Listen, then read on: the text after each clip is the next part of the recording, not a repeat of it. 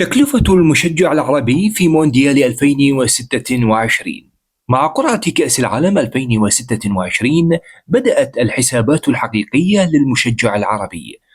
البطولة تقام في أمريكا وكندا والمكسيك، ما يعني تنقلات طويلة وكلفة سفر مرتفعة.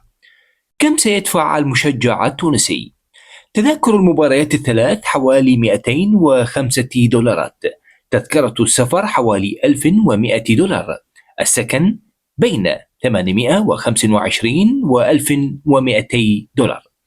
المجموع التقريبي 2130 دولار دون المصاريف الشخصية. كم سيدفع المشجع المغربي؟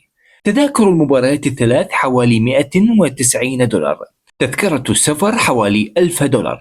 السكن ما بين 1000 و 1600 دولار.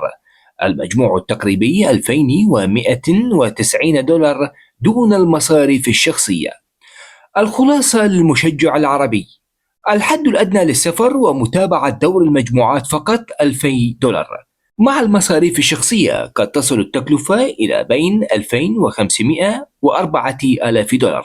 الأسعار قابلة للارتفاع بسبب تغيير تذاكر السفر والمباريات والفنادق.